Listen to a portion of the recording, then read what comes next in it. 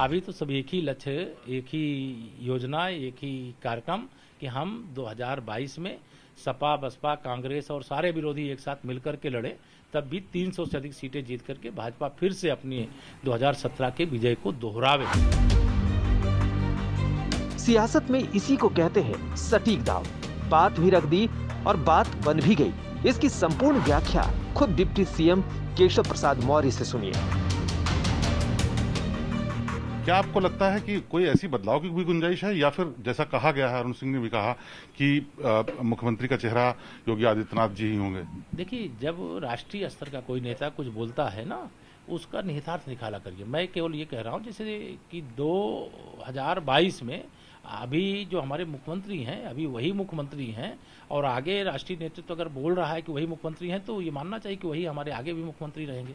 लेकिन इसको लेकर के विवाद खड़ा करने का कोई विषय नहीं। चेहरा कौन होगा, इस विवाद पर विराम लगा दिया। यू टर्न मारते हुए डिप्टी सीएम ने कहा, पार्टी के शीर्ष नेतृत्व ने योगी के नाम पर मुहर लगा दी, तो प्रश्न का क्या काम? लेकिन ये प्रश्न भी बीजेपी के अंदर से उठे थे। पार्टी का सीएम का चेहरा कौन होगा यूपी के चुनाव में? उधर अखिलेश हैं, उधर मायावती हैं, आपका कौन होगा? योगी जी स्वाभाविक नेचुरल फेस है या कुछ ऊपर से आएगा? देखिए, भारतीय जनता पार्टी का मैंने बताया कि एक नेतृत्व है, और जो मेरा जिस सवाल का जवाब मेरे, वो अभी मुख्यमंत्री है, मैं उप मुख्यमंत्री हूँ, तो इस सवाल का जवाब तो राष्ट्रीय नेतृत्व देता है। यह सवाल का जवाब उप मुख्यमंत्री और मुख्यमंत्री के बारे में नहीं देता। लेकिन वो नेचुरल फेस नहीं होंगे पार्टी का।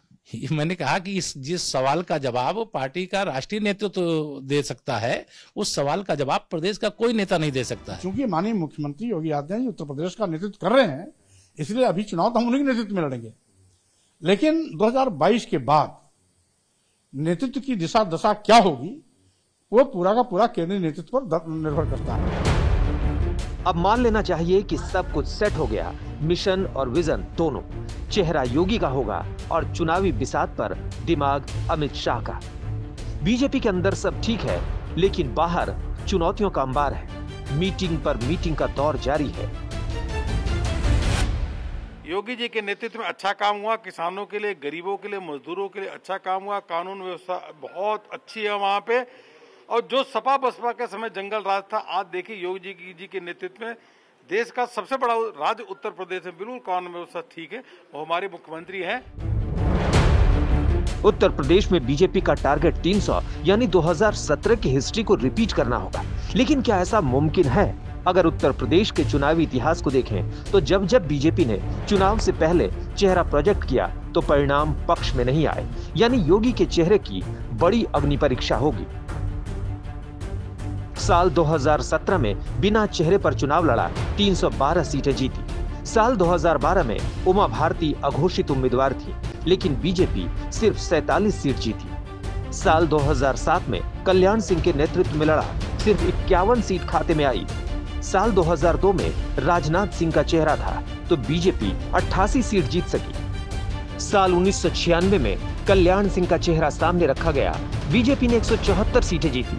साल 1991 में कोई चेहरा नहीं था, बीजेपी ने 221 सीटें जीती थी। साल 1974 में अटल बिहारी वाजपेयी चेहरा थे, सिर्फ 61 सीटें जीती। साल 2017 में बीजेपी ने 312 सीट जीतकर इतिहास रचा था। ऐसे में एक बार फिर बीजेपी को वैसा ही प्रदर्शन दोहराना होगा। बीजेपी के पक्ष में एक बात जाती है, वो ये कि उत्तर प्रदेश में संगठन का प्रबंधन जबरदस्त है। पर दूसरी लहर के दौरान कोविड मैनेजमेंट को लेकर लोगों में गुस्सा है। अगर आप यूपी में बीजेपी का प्रदर्शन देखें, तो पूरी तस्वीर साफ हो जाएगी।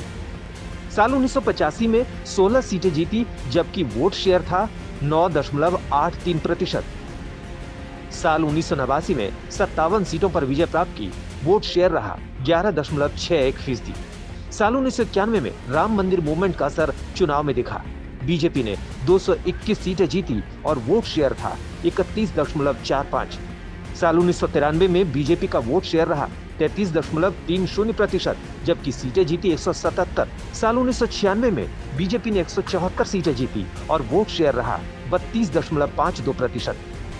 2022 में टक्कर बड़ी और सीधी होगी, ये बात बीजेपी भी जानती है, क्योंकि पंचायत चुनाव के नतीजों ने टेंशन बढ़ा दी है।